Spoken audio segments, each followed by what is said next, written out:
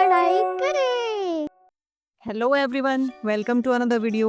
Today we are going to solve the question answers of class 4th Environmental Studies lesson Going to School. Question 1, fill in the blanks. A. Dash is used by us to cross the river. कि किसका प्रयोग हम नदी को पार करने के लिए करते हैं? तो हम सब जानते हैं कि नदी को पार करने के लिए या तो पुल का प्रयोग होता है या नाव का. So the answer is boat or bridge is used by us to cross the river. B. Bullock cart has dash wheels कि बैलगाड़ी के पहिए कैसे होते हैं. तो देखिए ये है बैलगाड़ी, इसमें दिख रहा है आपको पहिए कैसे हैं, गोल हैं और लकड़ी के हैं. So the answer is bullock cart has round wooden wheels. C. We may slip on icy roads where there is dash कि बर्फीले रास्तों में हम फिसल सकते हैं जहाँ क्या होती है. तो आंसर होगा we may slip on icy roads where there is snow, जहाँ बर्फ होती है वहाँ हम फिसल जाते हैं. डी.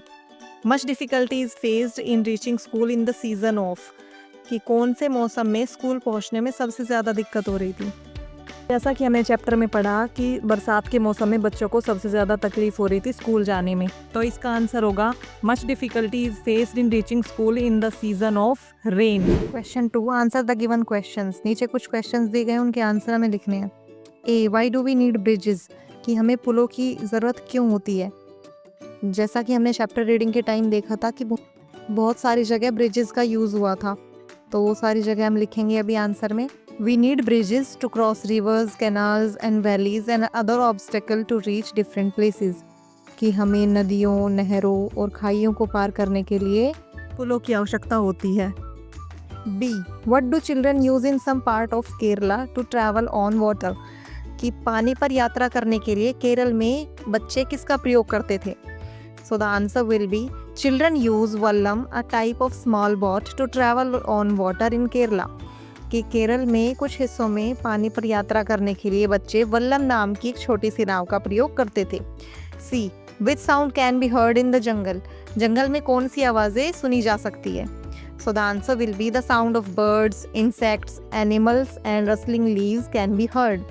कि जंगल में पक्षियों की, कीड़ों की या जानवरों की पत्तों की सरसराहट की आवाज़ें सुनी जा सकती है. डी.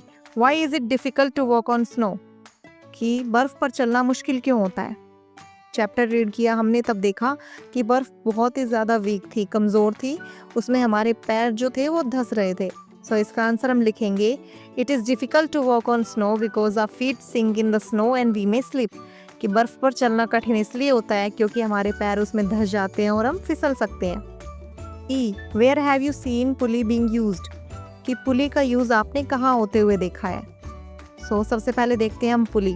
देखिए ये पुली की एक पिक्चर है. इसका यूज़ किसी भी भारी सामान को लोड करने के लिए होता है और किसी भी भारी सामान को ऊपर उठाने के लिए होता है. तो इसका आंसर हम लिखेंगे pulley is used at wells, construction sites and for lifting loads. Next F. What challenges are faced while walking through a forest path कि एक जंगल के रास्ते में जाते हुए किन कठिनाइयों का सामना हमें करना पड़ सकता है. तो इसका आंसर हम लिखेंगे While walking through a forest path, one can face uneven roads, thorny plants, wild animals and darkness. Next question, match the following. नीचे कुछ वर्ड्स दिए गए हैं, हमें इनको मैच करना है दूसरी तरफ. फर्स्ट वन इज आइस, बर्फ. इसको मैच करेंगे स्लेज से. देखिए ये होती है स्लेज, इसका यूज़ बर्फ़ में फिसलने के लिए किया जाता है. सेकंड रिवर, रिवर को पार करने के लिए हम ट्रॉली का यूज़ करते हैं, तो रिवर को मैच करेंगे हम ट्रॉली. सी. बैम्बू ब्रिज, बांस का पुल. बांस का जो पुल होता है वो कमज़ोर होता है, इसको मैच करेंगे हम वीक. डी. पुली, अभी हमने चैप्टर में पढ़ा पुली का यूज़ कहाँ होता है, किसी भी भारी सामान को ऊपर खींचने के लिए. सो इसका आंसर होगा वेल, कुएं पर हम इसका प्रयोग करते हैं. ई. कैमल कार्ट, ऊंट गाड़ी. इसका प्रयोग रेगिस्तान में होता है, सो इसको मैच करेंगे हम camel cart, desert. Next question, explain the following terms.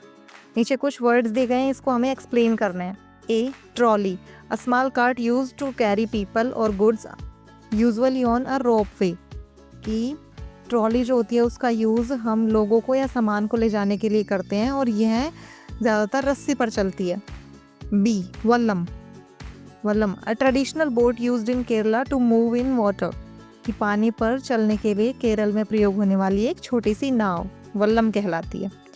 सी, जुगाड़, a creative solution made with local और अवेलेबल रिसोर्सेज, कि किसी भी काम को करने के लिए हमारे पास उपलब्ध संसाधनों से कोई जुगाड़ या तरकीब लगाना।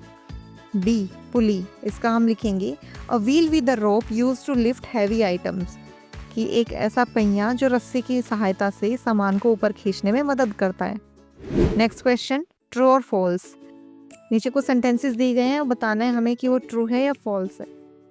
ए, 50 people can easily sit in a trolley, कि 50 लोग कम एक साथ एक ट्रॉली में बैठ सकते हैं।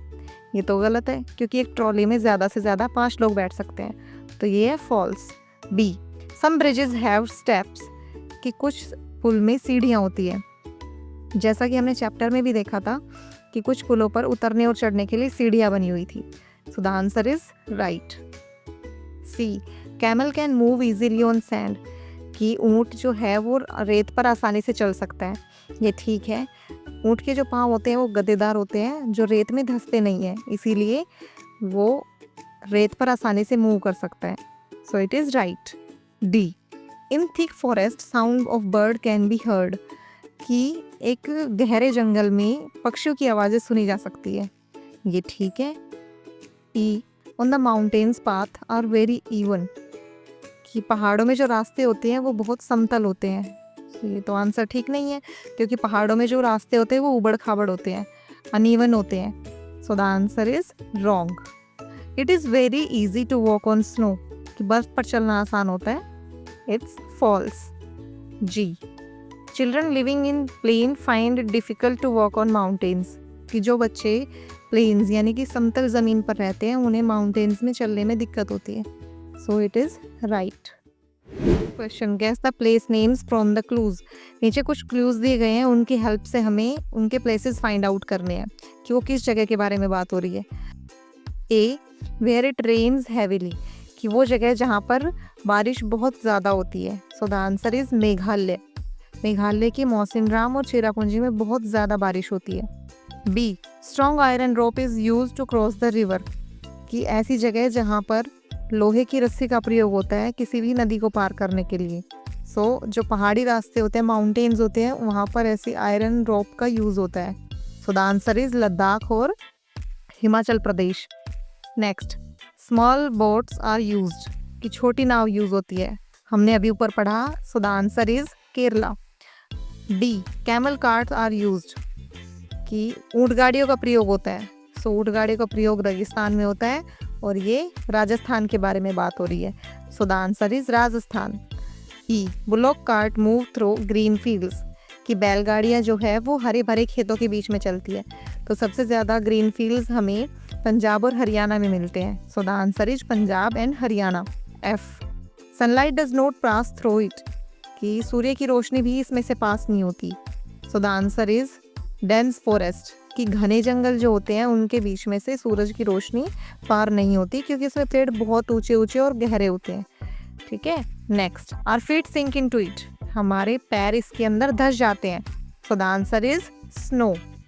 Next, paths are rocky and uneven, कि जो रास्ते हैं वो चट्टानों भरे और उबड़ खाबड़ होते हैं। So the answer is mountain regions, कि पहाड़ी रास्तों में, पहाड़ी जगहों पर ऐसे रास्ते पाए जाते हैं। Next question, find out 4 famous bridges of our country. हमें हमारी कंट्री के 4 फेमस ब्रिजेस यानी कि पुलों के बारे में लिखना है। नीचे आपको एक टेबल दी गई है, तो फर्स्ट में आपको उनके नाम लिखने हैं, सेकंड में कि वो कौन सी नदी या कौन से ओशन पर बने हुए वो लिखने हैं, थर्ड में उसको लेंथ लिखनी है कि वो कितनी लंबी है, और लास्ट में आपको ये बताना है कि वो कौन से सिटी, कौन से शहर या कौन से राज्य में बना हुआ है। तो सबसे पहले हम लिखेंगे हावड़ा ब्रिज। हावड़ा ब्रिज जो है वो हुगली रिवर पर बना हुआ है, जिसकी लेंथ 705 मीटर है और इसकी लोकेशन कोलकाता वेस्ट बंगाल है। नेक्स्ट, बांद्रा वर्ली सी लिंक, ये अरेबियन सी पर बना हुआ है और इसकी लेंथ है 5600 मीटर्स और ये मुंबई महाराष्ट्र में बना हुआ है। नेक्स्ट, महात्मा गांधी सेतु, ये गंगा रिवर पर बना हुआ है, इसकी लेंथ 5750 मीटर्स है और ये पटना बिहार में बना हुआ है। नेक्स्ट है हमारा पैम्बन ब्रिज। ये इंडियन ओशन पर बना हुआ है, जिसकी लेंथ 2065 मीटर है और ये रामेश्वरम तमिलनाडु में है। Next question number 8, find out 4 famous bridges of the world. पहले हमने अपने इंडिया के 4 फेमस ब्रिजेस लिखे थे, अब हमें वर्ल्ड के फेमस ब्रिजेस लिखने हैं। The first one is Golden Gate Bridge. It is located in USA। देखिए ये है Golden Gate Bridge. Next Tower Bridge. Tower Bridge is in UK, United Kingdom. देखिए ये है टावर ब्रिज।